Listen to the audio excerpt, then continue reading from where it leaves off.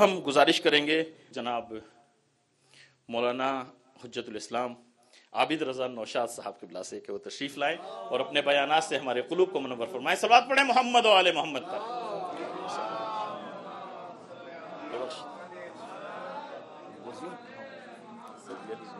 اعوذ باللہ من الشیطان اللعین الرجیم. بسم اللہ الرحمن الرحیم. الحمد للہ رب العالمین وصلی اللہ علی محمد وآلہ الطاہرین.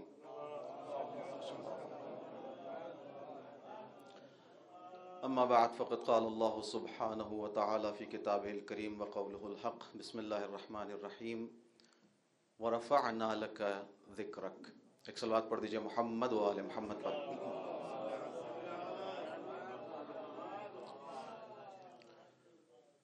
عزیزان گرامی قدر، 3 مناسبتیں ہیں اور وقت محدود ہے. پہلی مناسبت طلوع نیرین کی ہے. پیغمبر اکرم صلی اللہ علیہ وسلم اور امام جعفر صادق علیہ السلام کی ولادت الاسعادت کے ایام ہے. میں اس مناسبت سے آپ حضرات کی خدمت میں مبارکباد پیش کرتا ہوں. وہ رسول جس کی شان میں پروردگار عالم ارشاد فرما رہا ہے کہ ہم نے تمہارے ذکر کو بلند کیا ہے، اور گویا کہنا یہ چاہتا ہے کہ جب ہم نے بلند کیا ہے تو کوئی اس ذکر کو مٹا نہیں سکتا، اس لیے کہ ہم نے ذکر رسول کی عبارت اس بلندی پر تحریر کی ہے جہاں تک کوئی پہنچ نہیں سکتا، اور جب پہنچ نہیں سکتا تو مٹائے گا کیا. دوسری مناسبت ہفتہ وحدت کی ہے، جو سال کے اہم ترین ہفتوں میں سے ایک اہم ہفتہ ہے، اور بڑی ہی زیرکی کے ساتھ، فراست کے ساتھ اس ہفتے کو ہفتہ وحدت کا نام دیا گیا، جو آج کی ضرورت ہے. اور جس قدر زمانہ بڑھتا جا رہا ہے اور جتنا عالمی منظرنامے کے جو صفحات ہیں وہ رنگین ہوئے جا رہے ہیں، لال ہوئے جا رہے ہیں بے گناہوں کے خون سے، اور وہ مظالم جو استکبار عالم کی طرف سے امت مسلمہ پر روا رکھا جا رہا ہے، اتنا ہی یہ امت اس اتحاد کی، اس وحدت کی ضرورت کو محسوس کر رہی ہے، اور یہ خوشایند قدم ہے. تیسری مناسبت ان 2 مناسبتوں کی طرح خوشایند نہیں مگر تلخ ہے، بلکہ تلخ ہے، اور جس کے سلسلے میں آپ حضرات مسلسل سماعت فرما رہے ہیں مطالب اور مضامین کو. میرا موضوع بھی جو مجھے بتایا گیا یہی توہین رسالت کا موضوع. عزیزان گرامی قدر، ایسی ذات کی توہین کی گئی کہ جس کا ذکر بھی بلند ہے، جس کی عظمت و رفعت کو کوئی پا نہیں سکتا. آپ اس بات سے اندازہ لگائیں کہ دنیا کی جو نعمتیں ہیں اپنے تمام تر تعدد اور تنوع کے ساتھ وہ اس قدر زیادہ ہیں کہ قرآن مجید ارشاد فرما رہا ہے کہ وَإِن تَعُدُّوا نِعْمَةَ اللَّهِ لَا تُحْصُوهَا. اگر تم ان نعمتوں کا شمار کرنا چاہو تو تم اس کو شمار نہیں کر سکتے، اتنی زیادہ نعمتیں ہیں. ہماری نظر میں جو اتنی کثیر نعمتیں ہیں کہ ہم ان کو شمار نہیں کر سکتے، اس کے بارے میں اللہ کیا فرما رہا ہے؟ قُلْ مَتَاعُ الدُّنْيَا قَلِيلٌ. جن نعمتوں کو ہم شمار نہیں کر سکتے ہیں وہ اللہ کی نظر میں قلیل ہیں. تو جب قلیل اللہ کی نظر میں اتنا ہے تو ذرا اندازہ لگائیے کہ پھر عظیم کتنا عظیم ہوگا، کتنا باعظمت ہوگا. ارشاد ہوتا ہے وَإِنَّكَ لَعَلَىٰ خُلُقٍ عَظِيمٍ. تو اس کی عظمت کا اندازہ کوئی نہیں لگا سکتا. اور امت مسلمہ کے جذبات اس ذات سے وابستہ ہیں.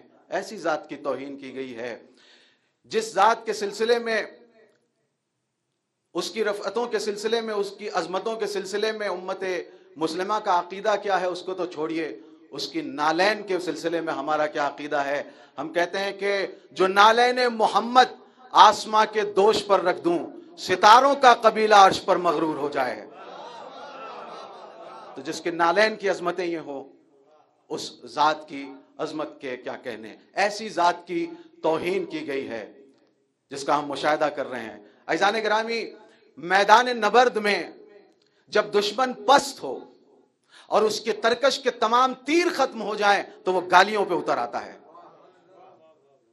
جب اس کی دلیلیں دم توڑ دیں تو وہ توہین کرنے لگتا ہے، اور یہ مسلسل توہین رسالت یہ بتا رہی ہے کہ دشمن کے ترکش کے تیر ختم ہو چکے ہیں اور اس کی دلیلیں دم توڑ چکی ہیں، وہ اپنی شکست کا اعتراف کر رہا ہے۔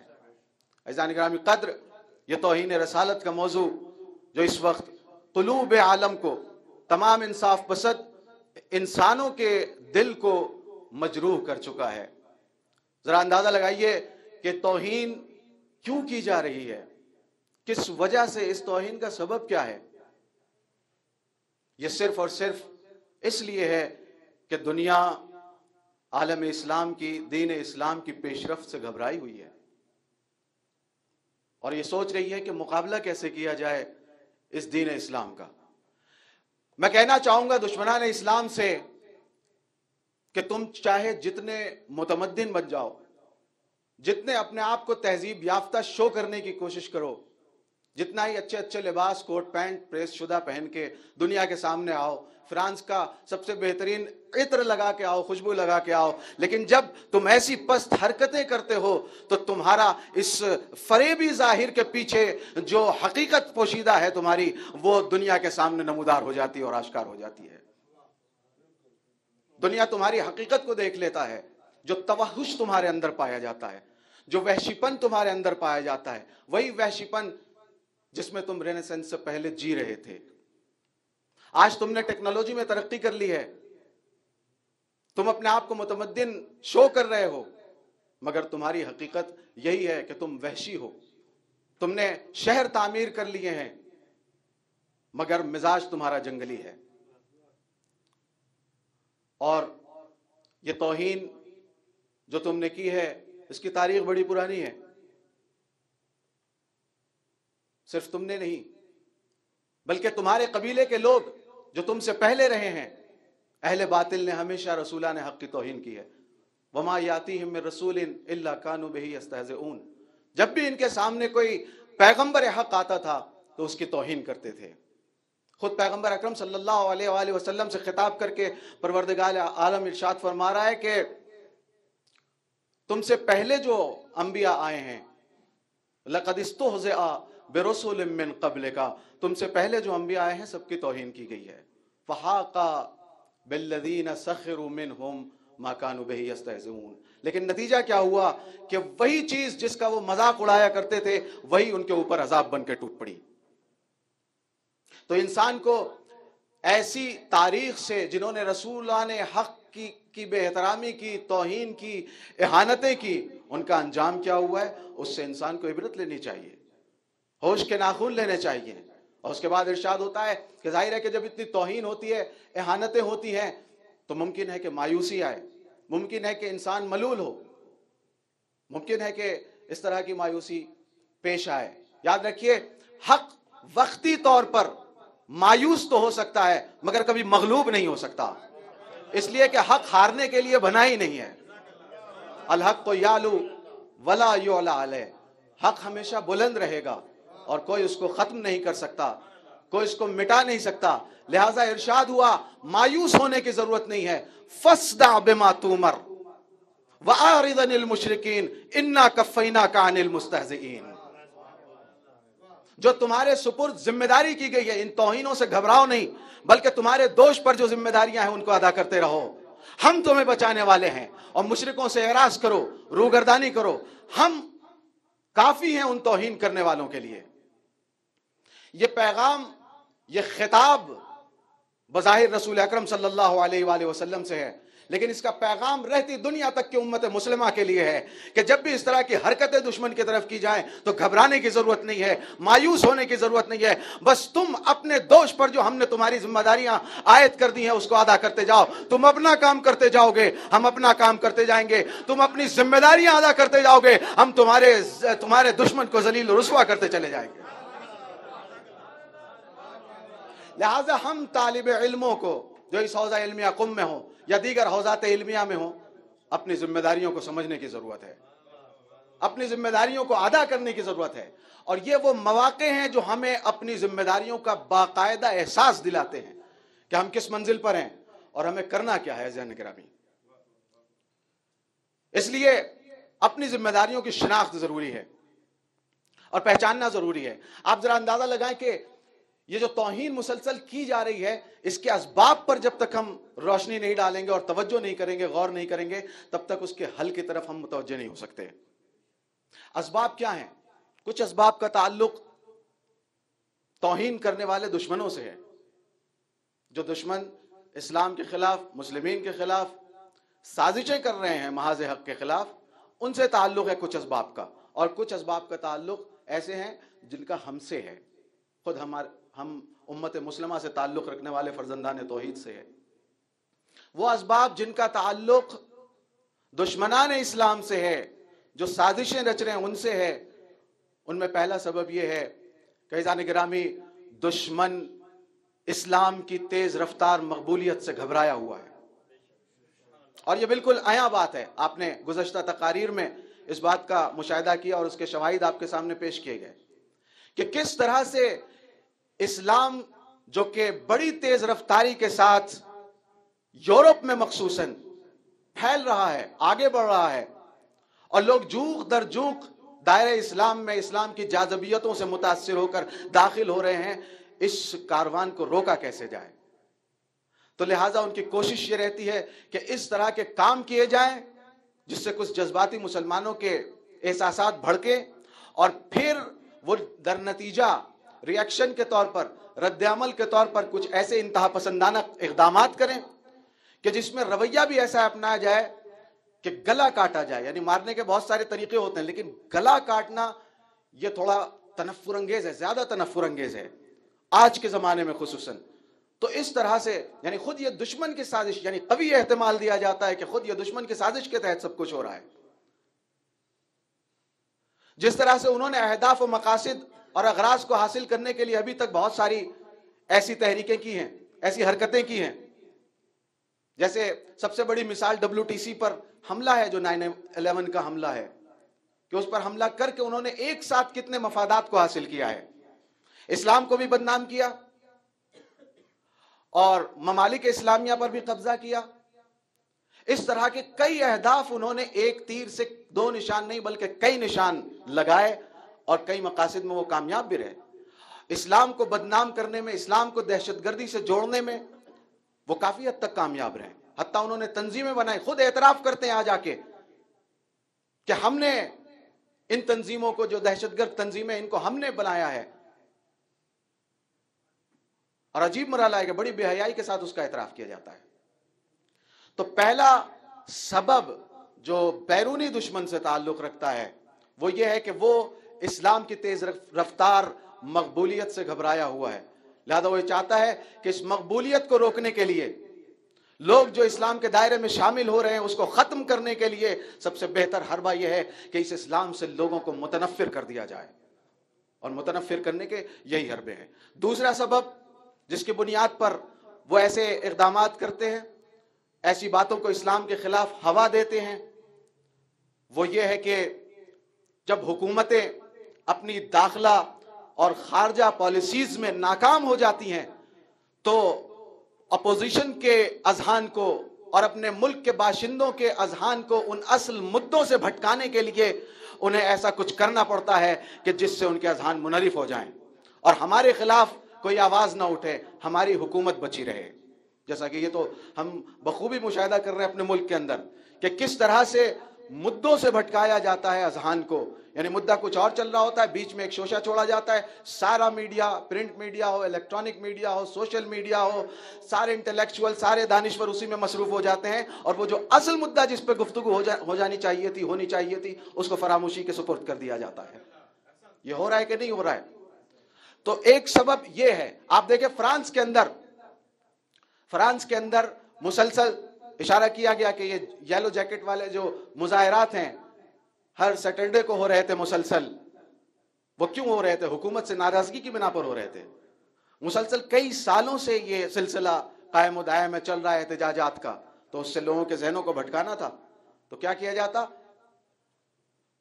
کوئی ایسا مسئلہ چھیڑنا تھا، کوئی ایسا گرم مسئلہ چھیڑنا تھا جو ان تمام مدوں کو خاموش کر دے اور وہ مدعا سب کی زبانوں پر آ جائے.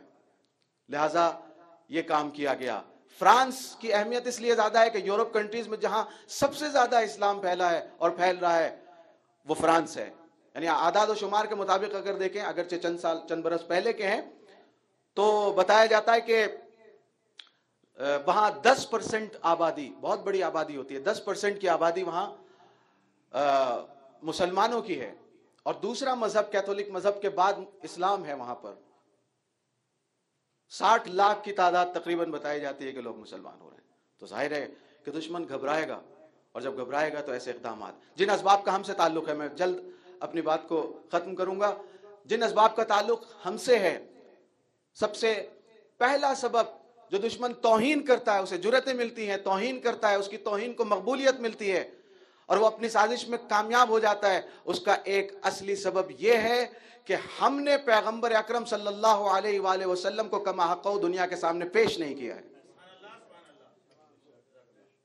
اگر لوگوں نے اس سے پہلے کہ دشمن پیغمبر اکرم کا تعارف ان کے سامنے، مخصوصاً یورپ کنٹریز میں پیغمبر اکرم صلی اللہ علیہ وسلم کا تعارف پیش کرے، اس سے پہلے ہم اپنے منشا و مراد اور مقاصد کے مطابق پیغمبر کا تعارف پیش کرتے تو ایسا نہ ہوتا.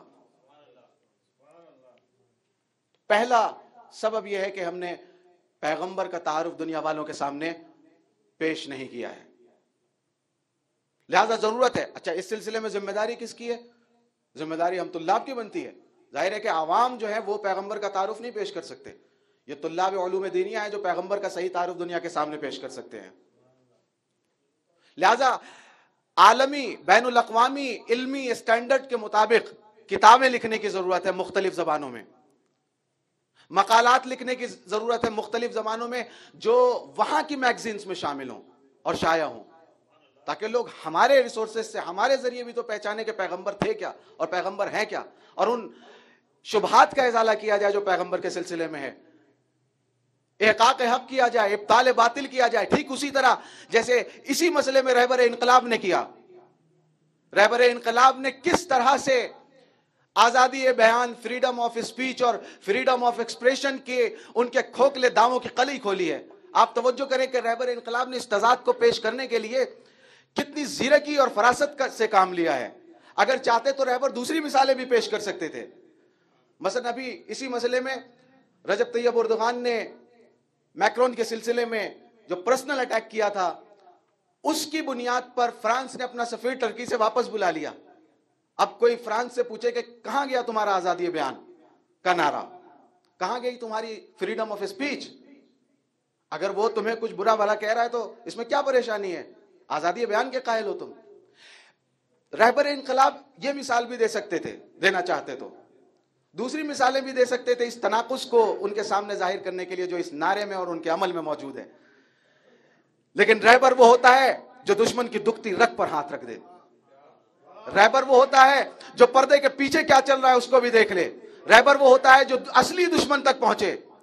رہبر وہ ہوتا ہے جو دھوکہ نہ کھائے اور وہ اس کی نگاہیں اصلی دشمن سے منحرف نہیں ہوتی. لہذا رہبر انقلاب نے کیا کہا کہ اے جوانوں، اپنے صدر سے یہ پوچھو، دریافت کرو کہ فریڈم آف اسپیچ کے نام پر پیغمبر اکرم صلی اللہ علیہ وآلہ وسلم کی توہین تو جائز ہے، لیکن اگر کوئی ہولوکاسٹ کے سلسلے میں انگلی اٹھاتا ہے اور اس پر اعتراض کرنا چاہتا ہے تو اس پر پابندی عائد کر دی جاتی ہے.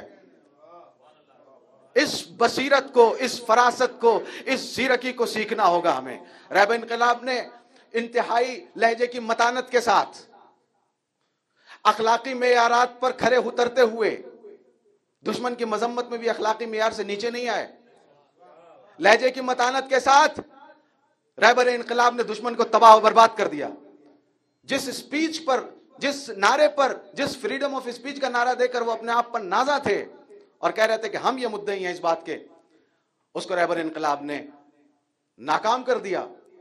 عزیزان گرامی، آج جو مغرب میں نعرے بلند کیے جاتے ہیں، چاہے وہ آزادی کا نعرہ ہو، چاہے وہ عدل و انصاف کا نعرہ ہو، چاہے وہ حقوق انسانی کا نعرہ ہو، یہ خوبصورت نعرے ہیں، بڑے خوبصورت نعرے ہیں، لیکن ان نعروں کا مقصد اور غرض کیا ہے، غایت کیا ہے؟ وہ اپنے آپ کا اپنا الو سیدھا کرنا ہے. وہ کوئی حقوق انسانی کی رعایت نہیں کرتے. لیکن مسئلہ یہ ہے کہ دنیا نے اگر حقوق انسانی کا لفظ سنا ہے تو انہی دشمنان اسلام کے زبان سے سنا ہے. آزادی کا لفظ سنا ہے تو انہی دشمنان اسلام کی زبان سے سنا ہے. عزیزان گرامی ذرا توجہ کریں کہ اگر ہم نے پیغمبر اکرم کی زبانی دنیا کے سامنے آزادی بیان کو پیش کیا ہوتا, آزادی کے مفہوم کو پیش کیا ہوتا, تو دنیا آزادی کو اس طرح سمجھتی جیسے پیغمبر اکرم صلی اللہ علیہ وآلہ وسلم سمجھانا چاہتے تھے. اگر عدل و انصاف کو اس طرح پیش کیا ہوتا, ہم نے پیش کیا ہوتا, تو دنیا اس طرح سمجھتی جیسے پیغمبر اکرم صلی اللہ علیہ وسلم سمجھانا چاہتے تھے. اگر حقوق انسانی کو ہم پیش کرتے ان سے پہلے, تو آج ان کی طرح حقوق انسانی کو نہ لیا جاتا, ویسے سمجھتے جیسے ہم پیش کرنا چاہتے تھے. تو توجہ ضروری ہے ان باتوں پر. ایک سبب اور, معذرت میں 2-3 منٹ اور اپنی بات کو ختم کرتا ہوں. ایک سبب اور یہ ہے کہ ممالک اسلامیہ کا آپسی اختلاف, ہفتہ وحدت چل رہا ہے, جو امت مسلمہ کا آپسی اختلاف ہے, انتشار ہے, وہ بھی اس بات کا سبب بنا ہے کہ وہ اہانتیں کریں, کیونکہ ان کو معلوم ہے کہ یہ بکھرے ہوئے لوگ ہیں, یہ بکھرے ہوئے لوگ ہیں. اگر اہانت کی جائے تو یہ 2-4 دن احتجاج کریں گے اور بات ختم, اور پھر وہ اس سے اپنے مقاصد حاصل کر سکتے ہیں.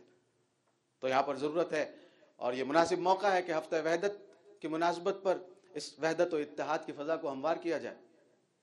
آج وہ لوگ دونوں طرف سے, چاہے وہ اہل سنت کی طرف ہوں چاہے تشیعوں کی طرف ہوں, وہ لوگ جو مخالف وحدت تھے, آج انہی باتوں کی وجہ سے اس ضرورت کا احساس کر رہے ہیں کہ وحدت کس قدر ضروری ہے. عزیزان گرامی, میں اپنی بات کو ختم کرتا ہوں کہ ہمیں پیغمبر اکرم صلی اللہ علیہ وسلم کی تعلیمات پر بخوبی عمل پیرا ہونا ہوگا, اور دنیا کے سامنے پیغمبر کی ذات کو, ان کے صفات کو, ان کی تعلیمات کو کما حقہ پہنچانا ہوگا, اور یوں پیغمبر کے ساتھ ہمیں وفا کرنی ہوگی کہ محمد سے وفا تو نے تو ہم تیرے ہیں, یہ جہاں چیز ہے کیا لوح قلم تیرے ہیں. وآخر دعوانا الحمدللہ رب العالمین وصلی اللہ علی محمد وآلہ الطاہرین.